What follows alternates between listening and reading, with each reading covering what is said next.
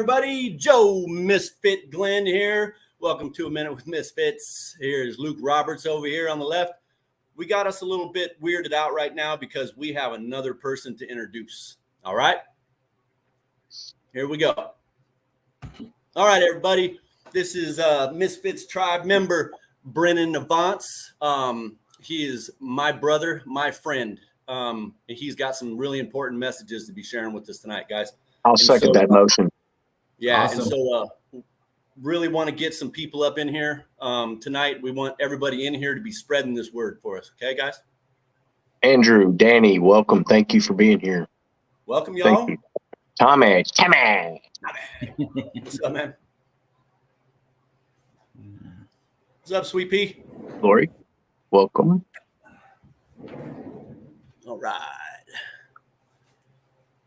Woo. Yeah, man, I forgot to shut the door right off the bat. Oh, yeah. Getting stuff done. Father time.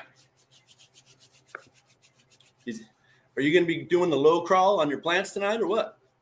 Yeah, man, I'm kind of curious on the update. It's been a couple weeks, hasn't it? Mm-hmm.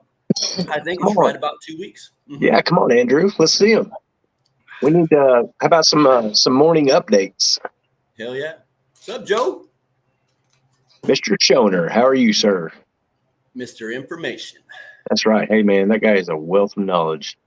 Michael. There he is, man. Chef Boyardee. Chef Boyardee. That's what's up. We have nicknames for everybody, bro. That's right.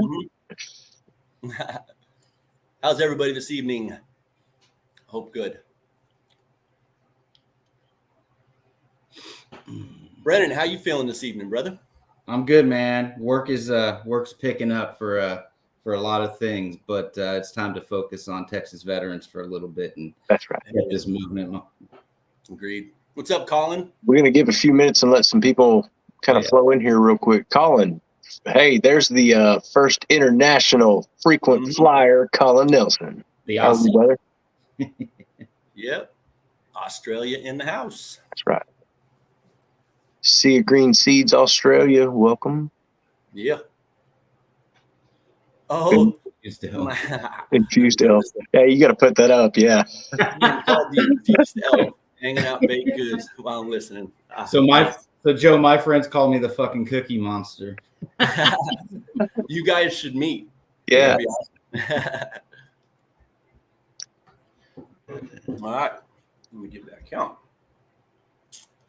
Everybody's name has come up so far. That's good. Man, it's looking good. Connection is great tonight. You watch your mouth. Oh, no. I shouldn't have said that. Oh, gosh. It's like saying the R word, man. You know you can't. Yeah, I know. Or the Q word. I don't even want to hear it. I don't know. Yeah, I know. All right. Well, you know what, guys? Let me see. Let's give it one more minute. Yeah, where's everybody sitting at tonight? What you sitting with tonight is the question. Anybody from Texas? Anybody from Texas? Oh, yeah. Have to be. Yeah, man. Good point. I didn't think about that. For sure. Eric, welcome, man. Eric. Welcome. No, he's up in Pennsylvania, I believe. Yeah, he's way up there. I threw out a whole bunch of invites for some of my fellow brothers that I know here in Texas. You guys welcome my buddy Drew. I went to high school with that dude, grew up playing Little League Baseball with him. Yeah, he served in the Navy, and I'm like, why haven't I slung him an invite yet? And he's also a cannabis patient, treats all of his ailments. So I was like, nice. Drew. Awesome. Facebook user, OKC, CGS, crossed with Sherb. Girl Scout cookies with Sherb. Who's that? You got any idea? Delaware. Yep. Let me look here. All right. You know what? We're going to go ahead and get started. I'm going to go ahead and move you over, Brennan, so we can see your face instead of my Monroe. Certainly. All right. So for everybody that just joined us, this is Brennan Avants. He's a tribe member, but he is also way more than that. He's a huge advocate for cannabis and veterans. in the state of Texas. So, Brennan, tell us first why you do what you do for the cannabis community in Texas. I assume that would have to go along with your medication. It does. But mainly, I mean, when I retired from the Army, I came from Colorado. That was Fort Carson was my last duty assignment. And I was able to pick up some rec meds before departing. But I got to Texas and I knew nobody. Sometimes the cannabis crowd can be a little selective of who we let in, especially in a state like Texas. There's still parts of Texas that'll bust you and arrest you for seeds and stems, or grinder, so I got tired of living in the closet. I've told you this many times, and a lot of us do have to live in the closet, but it just became very self-evident to me that it was more of, if not, me, then who, and trying to bring other veterans out, become comfortable, and just people in general talking about how our plant helps us, and what benefits we receive from it, and why we believe it should be 100% legal, and nobody should be able to restrict a plant, essentially, that can grow alongside our tomatoes and our rosemary. There was a need there, and I got tired of waiting. I can understand that. So if you want it done, sometimes you got to be the first to step, and I'm so glad that you were. Really, I mean, I know you probably weren't the first, but at least you're a very active and successful proponent for us. Yeah, so I try to be. Hey, Brennan, real quick, pull your polo up there to the camera and show everybody your logo. All right. Yeah. Get up there close. Texas Veterans can I get closer? Maybe before you get closer. There you go. We'll have that up too. Killer we'll logo. Post up a link. Yeah. So we'll post a link for you guys to go check them out if you want to. Yeah, that was designed by another good advocate here in Texas, a gentleman by the name of Scott LaRock. He's fabulous at what he does, and he does this artwork for us pro bono. Nice. It's his donation to the cause. He's also a wonderful activist here. Wow, sweet, awesome. Hey, Brennan, that's Jason, your brother. That is. Okay. Yeah, I saw your post with him. Yeah. Yeah. The bearded brother. I needed a little bit of inspiration, so I rang up my boy Jason up in OKC. He's a marijuana refugee from the state of Texas, one of the best we have. And he moved for medical freedom. And a lot of people do. Right. I've got a brother in Oklahoma City named Jason as well. It's kind of cool. Dope. I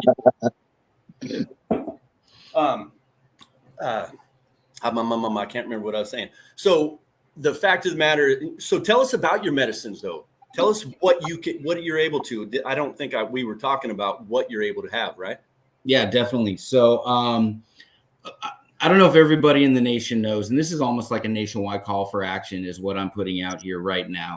Yeah. Most people don't know that Texas actually has a medical program or some semblance of a medical program. It's called the Compassionate Use Program, which I kind of think of it more as like an elite cannabis club because of the prices. We're 2 to 3 times more expensive than our neighboring states are. If you dose it out into 10 milligram doses, which is a pretty standard dose and something you can make equitable. But we pay 2 to 3 times more here.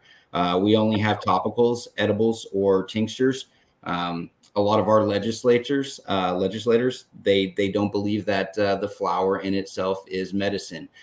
They've been brainwashed, in my opinion, to believe that in order for something to be medicine, it has to look pharmaceutical. So it must come out of a bottle, should be in a pill or a capsule, which is why I firmly believe, that we're restricted to that. I mean, it's common knowledge in the cannabis community that, roughly 50% of people do not convert Delta-9 tetrahydrocannabinol into 11-hydroxycannabinol.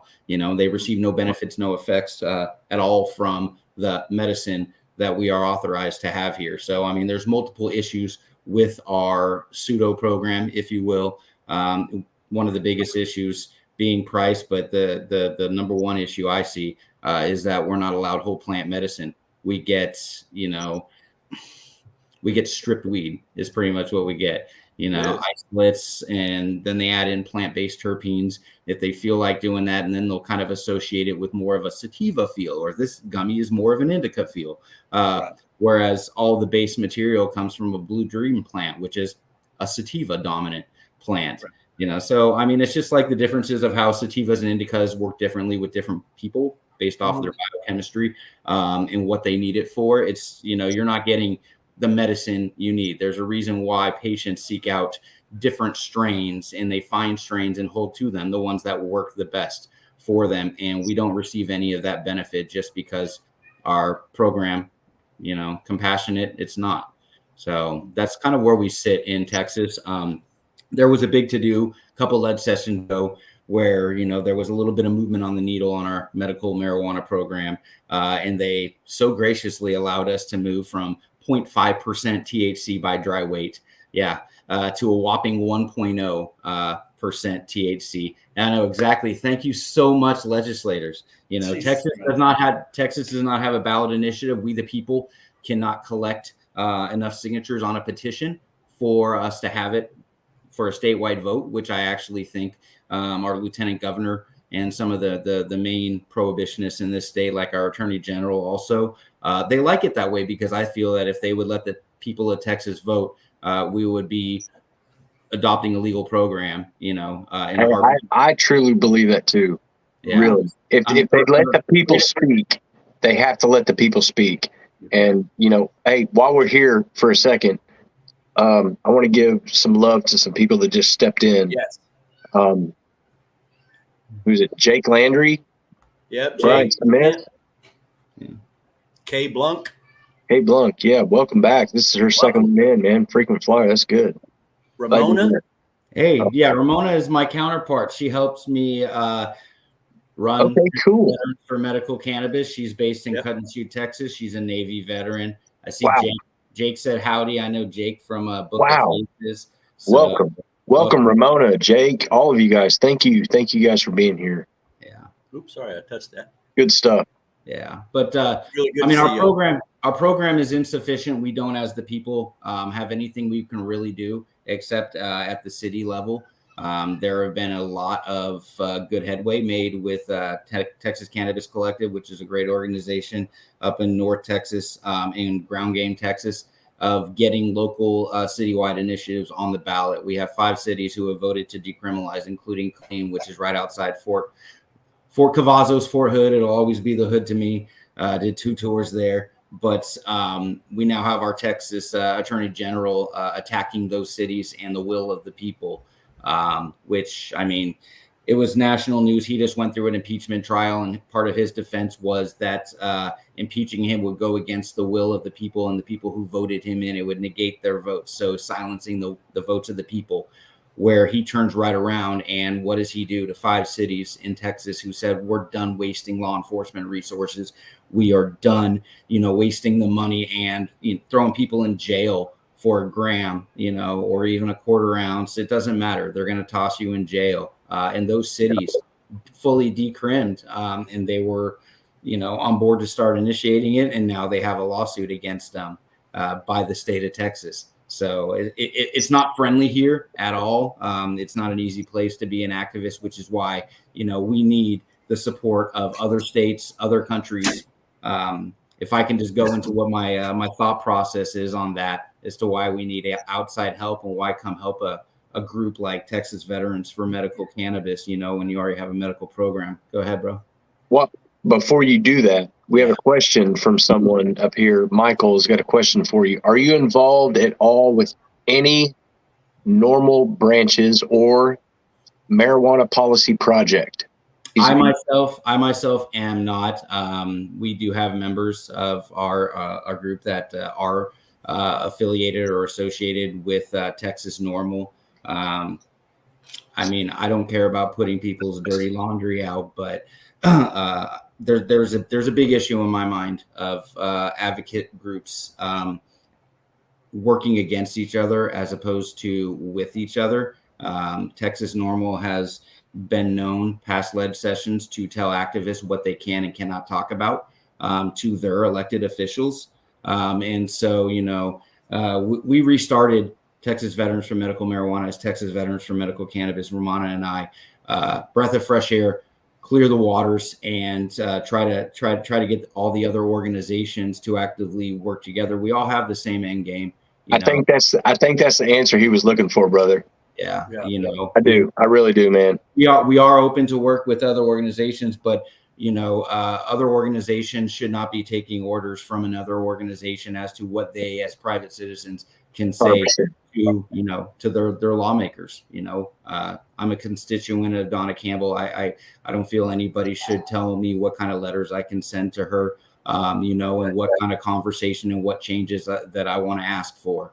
Like this legislation, I'm focused on why can't us as patients at least have a home grow program so we can actually grow the strains that we know work best for us, and then we don't have to worry about, you would still need the medical prescription. Texas is one state where you actually get a prescription. You do not get a medical card. And I think Texas wrote that into the law because they thought that no doctors would risk their license, risk their livelihood, risk how they take care of their families to write a Schedule I prescription. But we have plenty of doctors that do that. And I mean, they're breaking the law by writing a prescription every day. That's how our, compassionate use program, our medical program was written. And we have plenty of brave souls who do that. But, long story short, I do know the folks in Texas Normal. I'm friends with quite a few of them.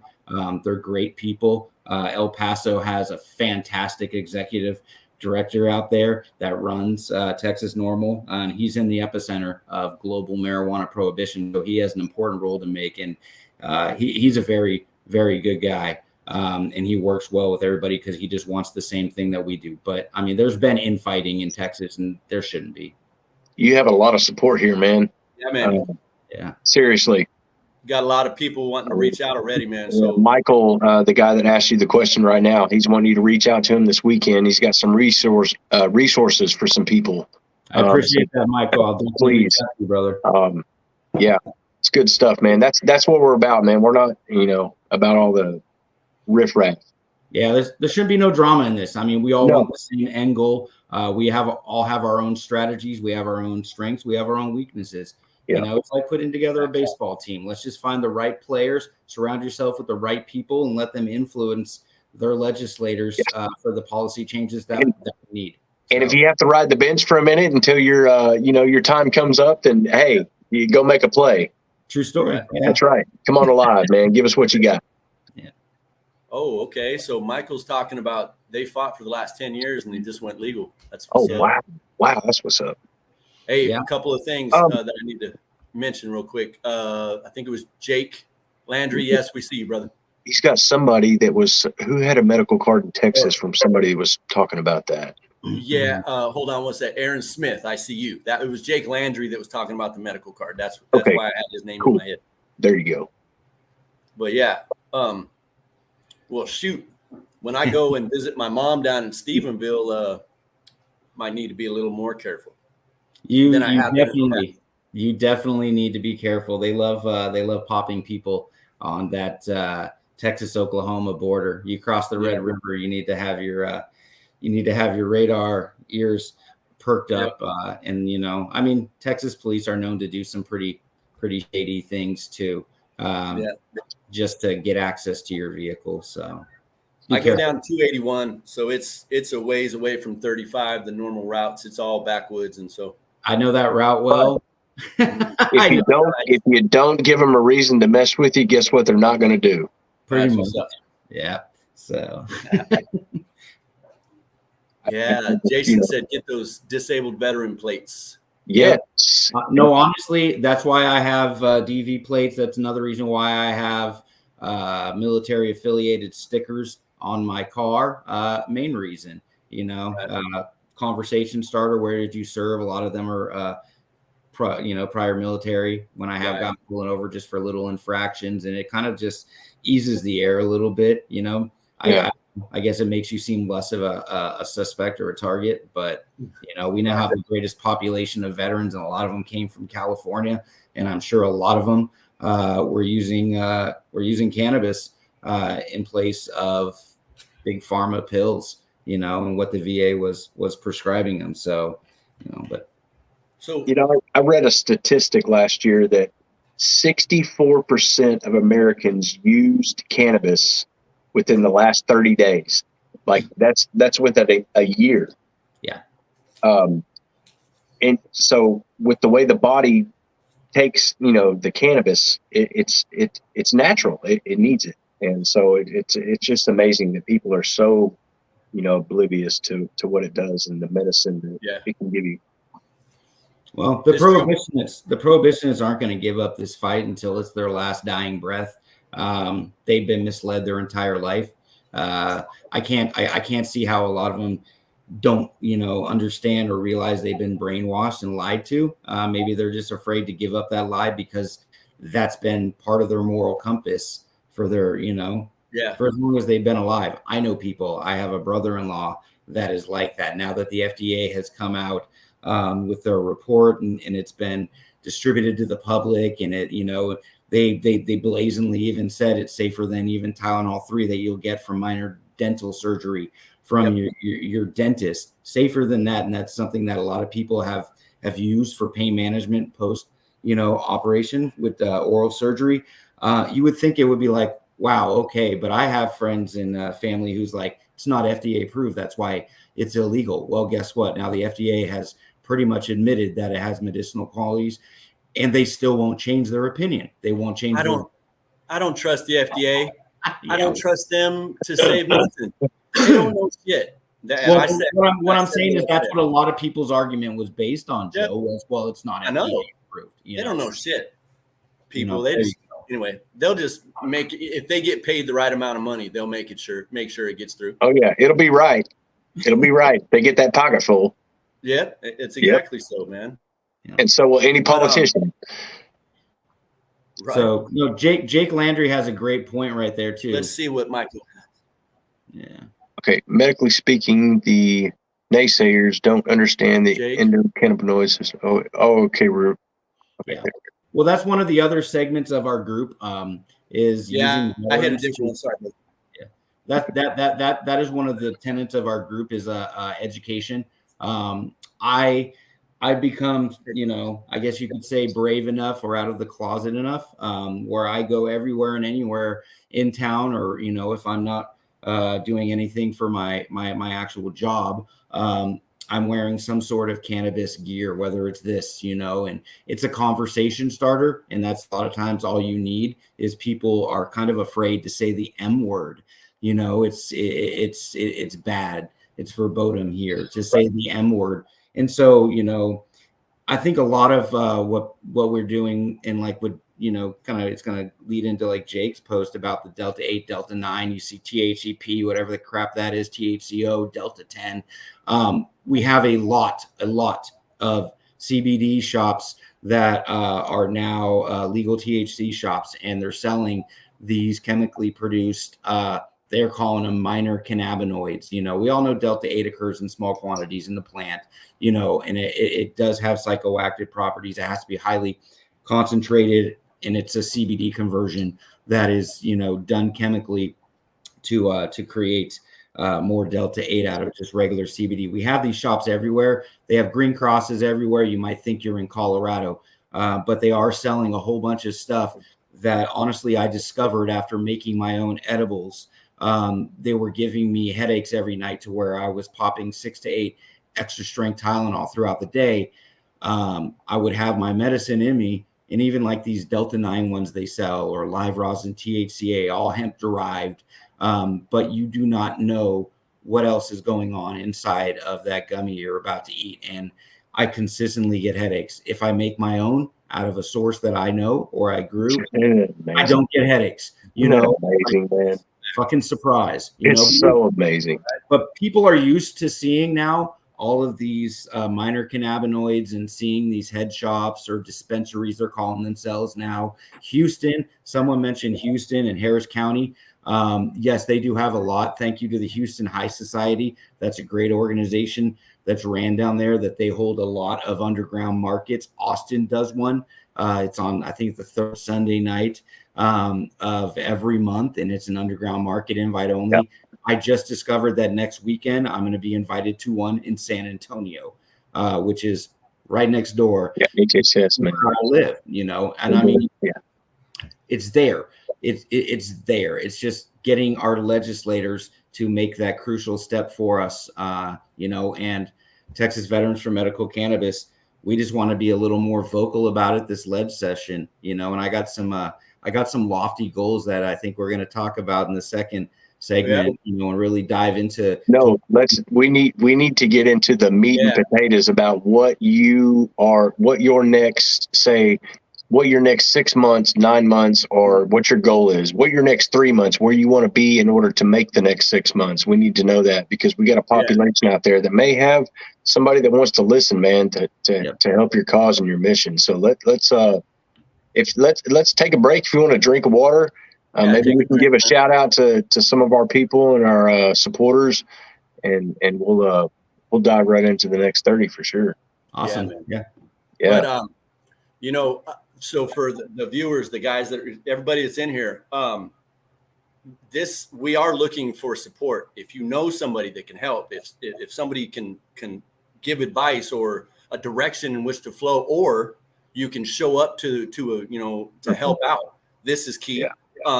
So with that being said, Brennan, if you good, don't need to be taking no drinks and clear your throat or nothing. Let's get into what you're going to do about your problem. Okay. Well, I don't need a break, man. We can keep on rolling. We can address some things in the chat over the next couple of minutes if you want, and talk on it. I'm game, or I can just dive into what I am planning for January of 2025. Yeah. Let's do it. Because when you came to me like a good leader, you had a problem and you had a solution to go with it. So tell us what your solution is, because I'm down. I am absolutely down with this. Yeah. So one of the things that I have noticed is soft hands doesn't seem to work. We have some very aggressive Republicans that really, really, really control what happens in this state, what bills actually get heard on the Senate floor. Good fucking bills too that get passed from the House with strong bipartisanship support. They hit Dan Patrick's Senate, and he has a personal vendetta against cannabis. We don't know why. He won't tell us why. He refuses to have meetings with veterans to discuss them. We just know that he prevents good bipartisan supported legislation from even being addressed in the Senate. Governor Greg Abbott, I don't know how much I trust that. He has said that if good cannabis legislation makes it past the Texas Senate, so past Dan Patrick, that he will sign it into law. So we can narrow down our, focus onto essentially a few individuals in power in the state of Texas that wield a lot of power and for some reason keep getting elected. Soft hands isn't working. Yep. They're very loud. Dan Patrick is very loud. He's a basher on social media. He loves the word rhino, Republican in name only, which I have taken to calling him a rhino, and he stopped using it for a while, calling his fellow Republicans in the House, especially the ones that voted to impeach our Attorney General Ken Paxton, rhinos. But if you look up what the Republican, and I'm a Republican, if you look up what the Republican Party stated values are, there's two key tenets I hold dear, and that is personal responsibility. Mm-hmm. That is a key tenet of the Republican Party, and limited government. I see none of those being upheld by our current GOP leadership that likes to call more moderate Republicans rhinos. It's a bad name for them. So I've thrown it around and thrown it in their face, but kind of made me realize that maybe they'll listen to us if we're a little louder, a little more vocal. So every 2 years, Texas has a legislative session.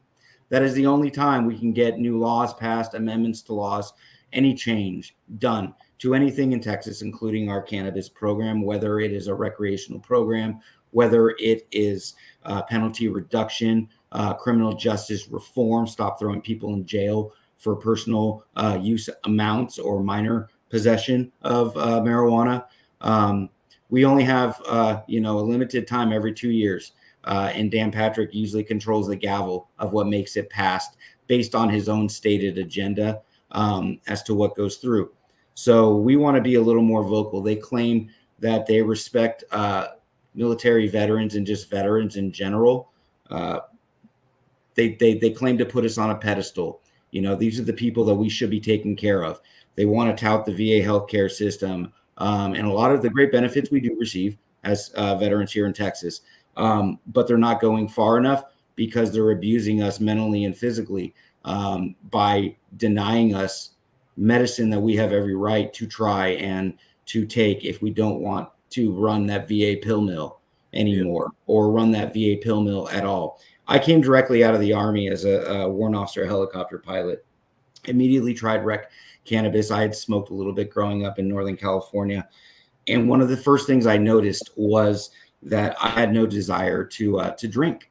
Like I had a 24-ounce Budweiser can, and finally that thing was full of flies and it was warm as can be, and I forgot about it. And it stuck with me, but I want to get vocal by assembling a large march of Texas veterans, our supporters, our friends, our family, our caretakers, as well as Texas veterans of local law enforcement, fire, EMS, any of these other services that do suffer debilitating consequences from their public service. The things they see, the things they do, they deserve it too. Small odd fact, Austin Police Department allows their law enforcement officers on active duty currently serving to utilize the Texas Cannabis compassionate use program, our medical program.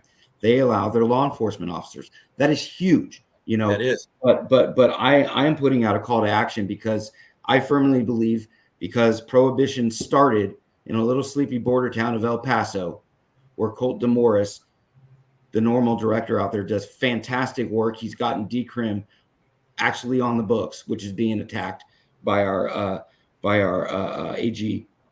Hang on just a second. Who's the Facebook user that's popped up that said we can make this happen? Yeah, what's your name, Facebook user? Let me go find you. I don't mean to interrupt, man, but when somebody says that, I need to know Jason. some details. Who? That's your brother Jason. Okay. Jason motivates me. He's in Oklahoma. He is still a fighter for us. But anyway, I am a firm believer that because global prohibition literally started here in the state of Texas, in El Paso, it was the first community in the United States to outright ban and discriminate racially, quite racially, honestly, were their motives and their methods against cannabis users. And then it quickly followed suit across the United States. I don't know, many people know this. The United States denied financial aid, financial assistance, government assistance, military assistance to other countries who had lax cannabis laws or no cannabis laws. They withheld aid, essentially, pretty much just putting them into a corner until they enacted laws that were very similar to our Controlled Substances Act. So I think that the world will see change, and the United States, once the domino falls in Texas. If we can fully legalize in Texas, I think all of the other holdout states are going to lose steam. They're going to lose voice, and they're going to lose recognition as not taking care of their population and giving them a viable natural plant alternative to take care of their ailments. So what I want to do is I want to assemble as large of a march as I can of Texas veterans, our friends, our family member veterans, includes the law enforcement community and fire community, as possible during the 2025 Texas legislative session, which kicks off in January, and march up.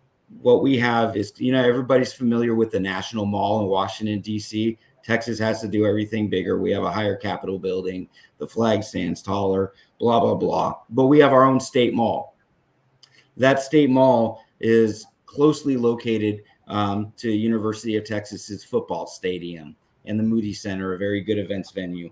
They have large parking garages all around. It is a 0.8 mile easy march for us in the thousands to march up, stomping our boots on the pretty state mall all the way up to the front doorstep of the Texas state capitol and host a rally, protest, peaceful protest, whatever you want to call it, and make some noise. I will be sending letters to the lieutenant governor. I will be sending letters to our friends that are in the Senate and in the House, and as well as our Attorney General, Ken Paxton, inviting them to come speak to their veteran community that they claim to support our mental health and our well-being, to come talk to us and answer some questions. We'll see who shows up. I firmly believe Representative Joe Moody out of El Paso will. He authors quite a few awesome bills for us. We have quite a few champions on our side here. We just don't have enough. But that is my intent. This is going to take money. This is going to take influence and spreading the message, and liking, sharing, joining our Facebook page. We are on Facebook. We are on Instagram. We have a website. On that website is a petition that I've started to our lieutenant governor and to our governor to institute a home grow program for current and future medical marijuana patients here in the state of Texas. Oh, yeah. So there's a lot of different avenues that we're trying to attack to move the needle a little bit. But the biggest needle we want to move is for them to uphold their promise to the folks who have served this country, either here in the United States, our first responders, or those of us who have served in a military camouflage uniform. Wherever you served, however you served, it does not matter. I don't care what state you're from. If you want to come join this event, this march, and help us win this battle that I really think will turn the tide for the United States overall and really get that needle moving, this is the avenue to do. Let's get some of our Aussies over here too. Yeah, man, bring it. That'd be cool to see. Hell yeah. Like you said, man, this all needed to happen. And since you moved along, man, I hope people start just flooding into you. You're basically the spearhead, Yeah. And so everybody's just got to jump on board. It's literally all that everybody has to do. Thank you for starting something like that, man. And I am more than happy to. I'm going to try my damnedest to get down there. I don't leave my house too much, but I'd make it there for you and for all the other veterans and all the other folks that need this, Yeah.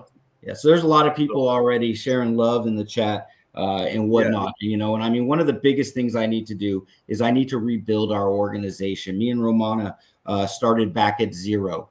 And the old organization's page had 4,500 followers on it. We're sitting at 130. We've been sitting at that, for a few months now. I mean, we have a great brand. We have great people that are willing to help us and lead us. Our cause is just.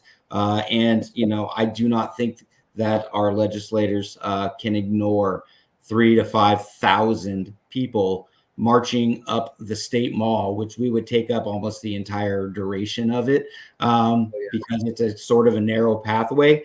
It would make for some incredible media spots, and just what an image of 3,000 to 5,000 veterans and our supporters, our caretakers, our friends, our family from all over the United States, all over the world, showing up, and waving our flags around and our parade banners and demanding an answer to why they won't give us reform and the ability to save our own lives.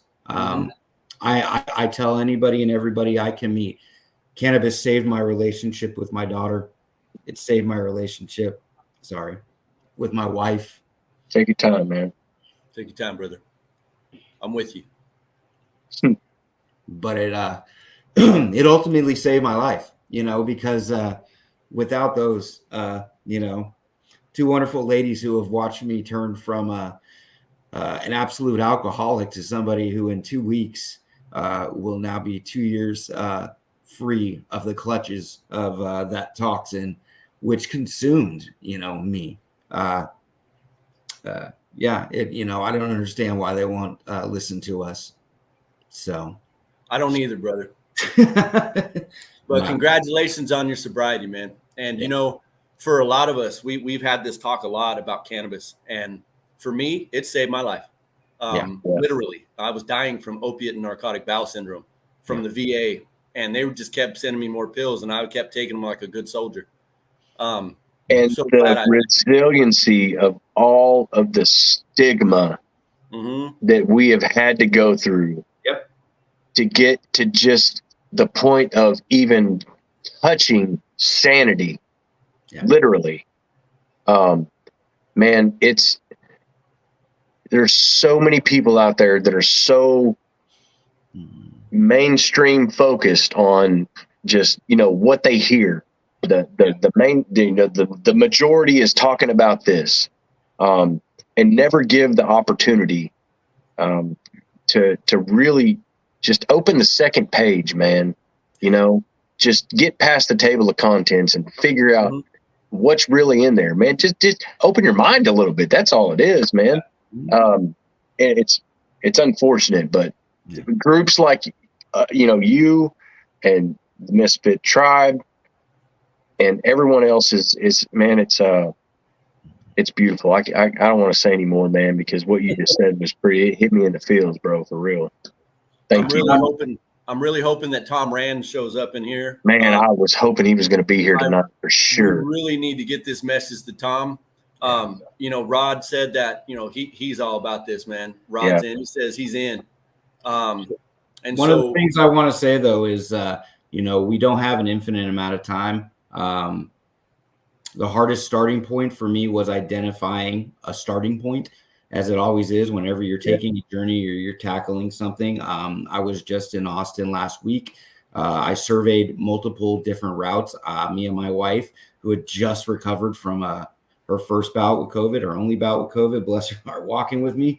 But we found logical routes. I also slapped a whole bunch of my stickers on every light pole and whatever else I can find up and down Congress Ave and up and down 6th Street where all the college kids and the partiers hang out or whatnot. But I wanted to find a viable route. I now have a viable starting point, but it requires me getting assistance, getting in front of the right people, or making sure that I'm addressing the right people to use a portion of the University of Texas's campus, a very small portion, And so, I'm kind of putting out an ask out there. If anybody knows people, maybe alumni who are still alumni with the University of Texas, somebody you served with that believes in this cause. It's one of those things where you just need the right person to open up the right door for you, because once we have our starting point, it is the perfect starting point. In my mind, it is damn near the only starting point that we should focus on to assemble and lead from, just because of the access to the state mall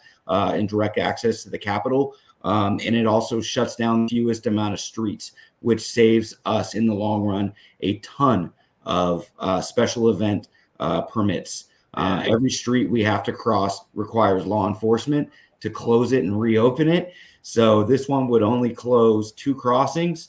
The backup option would close about a dozen at least. And that would just exponentially make this unaffordable. But I have to get UT's starting point confirmed by June. Otherwise, we're going to be looking at other options that will cost more money. It might not be viable to hold an assembly, a march of this size. It would have to be dramatically scaled back. And honestly, I think with something like this, size is everything. You can't ignore 5,000 people outside of the Capitol, where that's all that you can see. News media will definitely be invited. We do have, thankfully, in Austin, a lot of media outlets that are on our side and that believe in this fight and believe that, cannabis is safer than soda. It really is. I just saw a report. I just saw something about how there's 69 people have been killed by Philips CPAPs this year. Do you remember the whole recall? I went like a year and a half without my CPAP. And they said that 69 people died from using their CPAP. So now when I, rebut on X, Twitter, whatever you still want to call it, against groups like Safe Access to Marijuana, SAM, those lying bastards, I like to point out that, cannabis is safer than CPAPs, so what is your issue? But a lot of the fight is changing the stigma. And the other part of the fight is demanding what we should have. And I think that's what this group is well set up to do. I've heard from a lot of other influential groups, and Texas Normal has said this in the past. Veteran-led initiatives will essentially need to be the tip of the spear for any real resounding lasting change in Texas, because they claim to love us. And now I'm going to hold them to it. And that's all I want to do is, you have no good excuse to withhold this from the people of Texas and from the Texas veterans. What is your excuse? If you don't have one, then move out of the way and let us save more lives is what it really comes down to. Oh yeah. Hey, we got some questions. So real quick, what are you looking at to gain for cost, money wise? What do you need to accomplish this as far as fundraising? Anywhere from 8,000 to 15,000, which for a lot of people sounds like a lot. I raised 89,000 with my job that I do for, military families last year. And that's only 25% of my job. It's doable. That's the role that I like to hold within Texas Veterans for Medical Cannabis. I love developing partnerships and doing philanthropy and development work, and bringing in funds, aligning donors with the cause they like. And I know there's donors out there. It's just getting linked up with them. But I say 8 to 15K because that's going to depend on our start point. And also, the more I raise, the more we can make this an impactful march by purchasing logo T-shirts that we can give out, if not to all participants, maybe the first 1,000 registrants, stickers, banners for the march, actual printed, really high quality, professional looking march signs, not stuff handwritten with a Sharpie. Professionalism is key with a lot of things we do, unfortunately, but, it really comes into it. But I say the minimum amount I need is about 8K, and that's only if I can use University of Texas, the parking lot right by the stadium. Right. Okay. And you were going to say, actually earlier when we spoke, me and Joe, they need someone with a firm, loud voice, someone that can, speak up and have a, say it with your chest. Yeah. Mentality. Go in there timid. These people are going to spit you out, chew you up, and spit you out like it's a piece of bubble gum. Yeah. So give us a little bit about that. What they want, as far as if people were willing to come and stand next to you and speak. If there was someone out there that wants to jump on that, you need to give us some insight on what needs to happen, because we don't need nobody going up there and tearing up. Well, honestly, I don't mind people going up there and tearing up. Well, we're not this sure. March. The march, we're not looking to enter in the legislative halls. We're not looking to pass out materials with this event. Texas Normal does a fantastic job with that. Foundation for Informed Texas, that's kind of their bad. Ramona is on here, and she knows the ins and outs of activism and advocacy and Capitol grounds, protocol and do's and don'ts if they let you talk. Or if that's what I was talking about. Somebody that gets up that only has 30 seconds, you've got to be able to get to the point, be confident with what you're saying, and get to the message. Yeah, if you want to come and you want to be one of the folks who actually provides their own testimony, you need to come rehearse. You need to know what your message is, and they'll cut you off in a heartbeat. At 30 seconds, you're done. They don't care, if you finish your thought or not. You literally have 20 seconds to tell an impactful story as to why these people sitting on this panel should vote in favor of whatever that bill is, that we are, activists are up there asking for support, and for votes, for yays, not nays. That's right. You also don't want to be angry. Right. You want to be clear, calm, level-headed, a little bit baked is perfect, to where you can still form words about things. I gotta put this out, dude. Jake Lane. Knowing what your message is going to go a long way. But I come back to, the nice approach and being quiet and just waiting our turn to say what we want to say hasn't been working, and if it's not working, what is the definition of insanity? You hear that all the time. Over and over. You do the same thing over and over, and you get the same results, and we're not moving that needle.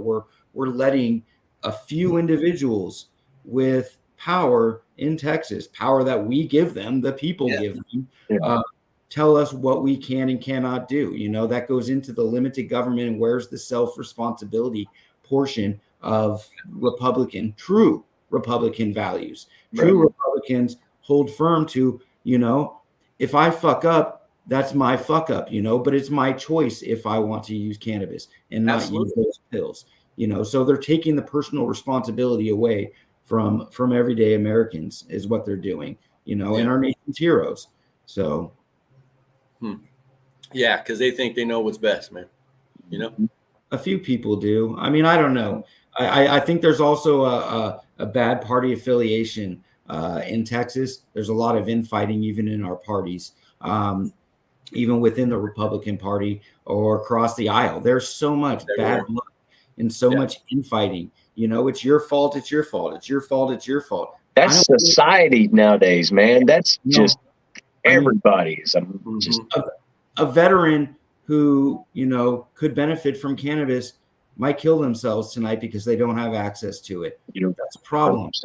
And that should be a damn problem for every single Texas legislator, whether you're a Democrat, whether you're a Republican, whether you serve in the House, whether you have to listen to Dan Patrick in the Senate tell you what to do. You know, you're there to represent your constituents. And I honestly, aside from a handful, most of them are just following party lines and doing what they're told and supporting what they're told and not speaking their conscience and doing the right thing. You know, I will say publicly right now, Dan Patrick has a lot of veteran blood on his hands. Hey, man, that's something he's going to have to deal with, you know, that kind of stuff right there, dude. And these people need to be held accountable for that. So, but I mean, we need the United States behind us because, like I said, Texas started this. Texas can end it. Damn right. I firmly believe that. I agree with you 100%, man. I mean, this is a national battle in my mind. Yeah, it's everybody's fight. You know, you guys are just the ones getting poked at, and we need to come together, and we need to go kick the shit out of the people that want to poke you. You know? Hey, Rod, you're right on that one. Yeah, man. You're right on that one. Yeah, have that passion, not anger, but passion. Yeah. Yeah, I mean, I can make them look both the same and call it passion. I promise you. Yeah. But you have that gift of articulating your words. I would suggest you get up there and burn the house down, man. If given you got our support. I will. I'm burning the house down and send it down on, you know, social media tonight. I don't mind calling a spade a spade. One thing that cannabis has done for me is gotten rid of a lot of my anger that I held up from 21 years in the military. You know, 3 combat deployments. You hold a lot of anger inside and it blows out. Once I got that final blowout, I realized that it does me no good to not just be a good person and to look out for everyone's best interest and just help people. I mean, that's why I've dedicated my post-military career to working in nothing but nonprofits and helping people. You know, it's not, I don't do things for the money. I do it for that warm and fuzzy every night. Yeah. That's what I was going to tell you, man. It's a really good feeling to help anyone, anyone in any way. Just talking to somebody makes you feel better. You did something, man. You know, you helped. God, more of us need to just be helping, period. Yeah. You know, so, I mean, I appreciate the time here. You know, I mean, this is a call to action. Like I said, we're easy to find. There's a group on Facebook. There's also a business page. Please follow the group. That's the one that we use to interact. That's the one I use to post, and Romana uses to post relevant articles, updates just about what's going on across the world with cannabis, not only here in Texas, because I truly believe that this is a fight that we can win if it's not just Texas. But I need people to like and share our organization if you believe in what we're trying to do and what we want to do in January and in the future. That's one avenue you can help from anywhere that you sit, is spread awareness. Talk about the plight of how Texas loves to prop up that they have a medical marijuana program, but it only is, something that helps maybe 50% because it is only edibles and topicals and tinctures. It is only one strain, predominantly a Blue Dream. You know, I mean, does a Blue Dream work for you for what you need? I mean, you have your favorite strains to help you fall asleep. You have your favorite strains to be creative and get work done. You know, I have a favorite strain, Sour Diesel, for when I'm going to be out and about and in large crowds. For some reason, those terps and that profile help me. So other people, I'm not unique in that fact, but I mean, this is a fight that's going to take the United States to win, unfortunately, here in Texas. Either that or we somehow vote out Dan Patrick next election cycle, but that still is not a guarantee, because we might get somebody worse than Dan Patrick. You never know. Now we have another battle to fight, but we're not done. Even when we do get legalization, I've talked to some partners who run some really good cannabis shops here in Texas, and me and Romana have kind of brainstormed about this. What do we become after we meet our end goal? Because I believe we're going to meet our end goal with enough support and the right people backing us and the right people opening doors for us or helping us with funding. What do we do at the end? Does Texas Veterans for Medical Cannabis goes away? No, absolutely not. I believe we can turn this into an organization where we collect donations, eventually become a 501c3 nonprofit, eligible for grant funds and whatnot. And we bring people in who want to help the less privileged veterans, the ones who can't afford the medicine, and we sponsor them. And that's what we do, start with 10 and we provide their medicine for a year. And then we renew it, and then we can grow that program. Now we're truly Texas Veterans for Medical Cannabis. Hell After we win one battle, that's it. And then it just becomes a social org that, just like you have people who receive Meals on Wheels, we could do the same. Veterans who can't get out to get their medicine or can't afford it. They might be living on disability only, Social Security only. They can't afford dispo prices or medical prices.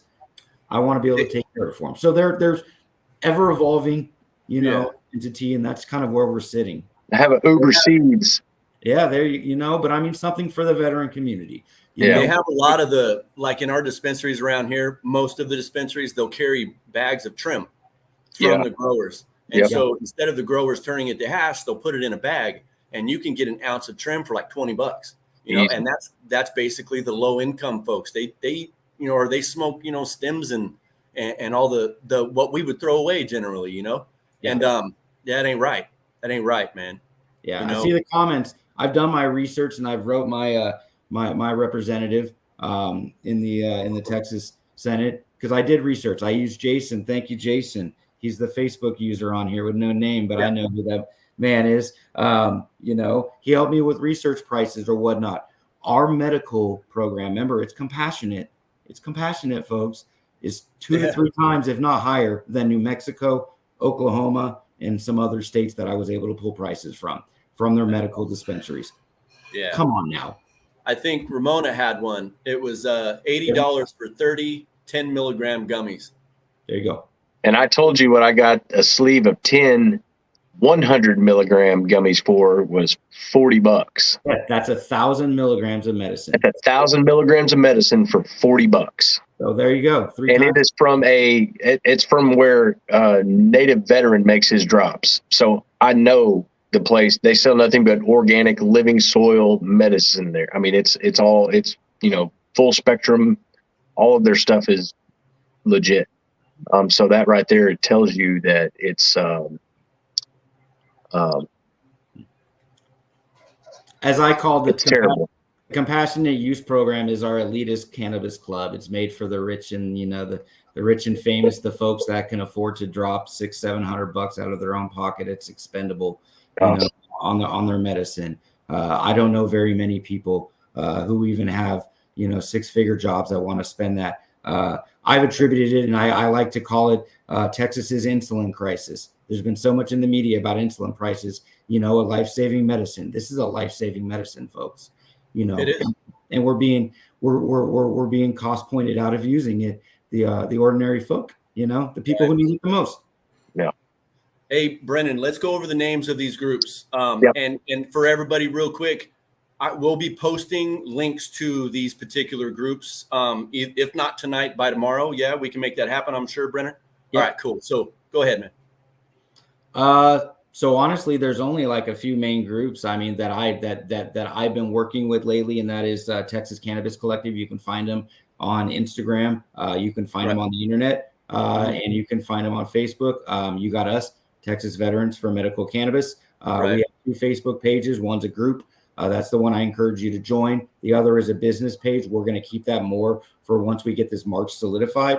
See, I'm being positive, man. Once we get the March solidified, that is where the business page will be the one to have the most consistent updates. No comments are allowed on it, but that's just information and whatnot. But we do have a publicly open group. We're also on the internet, www.texasvets4cannabis.com. And on that webpage is where you can find the link right at the top that says sign my petition or support my petition. And that's the one that I'm trying to assemble as many signatures as possible to present to our lawmakers to say, yes, people want a medical, cannabis home grow option for the patients here. Those TexasVets4cannabis.com. Yep. Texas Vets and then the number 4 cannabis.com. I'm sure Ramona. Yep. And Ramona's adding some more. Texans for Responsible Marijuana Policy is a coalition. There's others. Ramona, what's Centex? They do a lot for us. Yeah. Thank you, Ramona, for your help tonight too. We appreciate you. Hell yeah. All your help you're doing. It's good stuff. Thank you. She's keeping me honest. Yeah. Did it. Trying to read through all of her comments. Yeah, she's on it, man. She knows. I just posted their page right there. I just got it in there. So there's one. Anyway. Awesome. Yeah. Okay. But I can get you the rest of the links after, and we can follow that up. Yeah, absolutely. We will square everybody away for sure. There's a lot of people that are looking. Guys, if we didn't get to your question or we didn't respond to you saying, how can I help? Please message or write something, a comment. Please don't give up on that. Get back to us. We need you. Okay, guys, we need you. And also, if you want to send questions or just emails on our actual internet webpage that Joe put in, Texas Vets for Cannabis, we have my email address in there that's linked to that webpage, and I monitor that every day. And Romana's is in there as well, so you can email either of us questions if you want to support. If you have contacts and connections that can help us at the University of Texas or open doors for us in other avenues, please share it. This is one team, one fight, y'all. That's what's up. Texas goes green, the world goes green. That's all I think. That's what's up. Real quick, can out-of-state people sign that petition? I'm not saying no. Roger that. That's what I'm talking about. I'm not saying no. I want to, why not show our legislators that the entire country is watching the disservice that Texas is doing to their veterans? Let them know. That's staying with the chest right there. Yep. All right. Hey, so we got Rod saying, bottom of his heart. Thank you. Rod was a corpsman. He was at Corman, man, and I have mad respect for those folks. Jake says, appreciate the time. Puff, puff, pass from Thanks, Ramon. Yeah. I love it. Thanks, Ramon. Battle. Kay, thank you for being here again, Kay. This is her second in a row this week. That's good stuff. Thank you for being here. We love it, y'all. And we're so happy to have you guys with us. And Ramona, thank you. I didn't get to say thank you, but thank you. Just like what Luke was saying, appreciate you. So yeah, guys, don't forget, if you have a question, reach out to one of us, man. I'm always around. You guys know that. And so I can at least forward it if we have to. But great show tonight, Brendan. Thank you for coming on and sharing your message with us. Thank you. It's a kick-ass message. I'm telling you, man, I support this 100%. I'm going to do everything I possibly can to help. Yeah. Absolutely. This is the most supportive community in the world, man. Yeah. And I hope everybody else is the same. I mean, this is why we created Misfits Tribe, man. Right here is for community and to come together, all supporters of veterans and all supporters of cannabis. Yeah. So, Luke, you got something, man? No, I'm just humbled to be here. Yeah, I mean, this is a great show right here. Yeah, show. Like groundbreaking. All right. And so we're going to go ahead and call it. We got an extra 5 minutes in, which is good. And unless you have some more to talk about, man, we can keep on if you need to. No, I'm good. My family ordered Thai food and my belly's calling me. That's another thing. That's another positive thing. Quitting alcohol, man. I actually have a fucking appetite. I used to only eat once a day and I would force it down. You know, how healthy is that, bro? So, I mean, cannabis. I'm proud of both of y'all. Person, man. So yeah. I know Luke might need to go to bed because he wakes up at about 2 a.m. and posts good morning. No, hey, I only need a solid 4 and I'm good, man. All right. Well, we're going to go ahead and call it, guys. Everybody that showed up, man, thank you. Please reach out to your folks that are interested in this and that can help. We're going to get that link, all the links up to the pages. I'm going to reach out to Patriots Helping Vets and the veteran cannabis community and all these people and see if they're in to let me start posting these links as well. Okay, guys? So if you guys don't have anything else and if there's no extra questions, we're going to go ahead and call it up. All right, guys? Anything? Nothing? Stay lifted. All right. Cool. Good night, y'all. All right, y'all. Thank you for showing up and happy growing.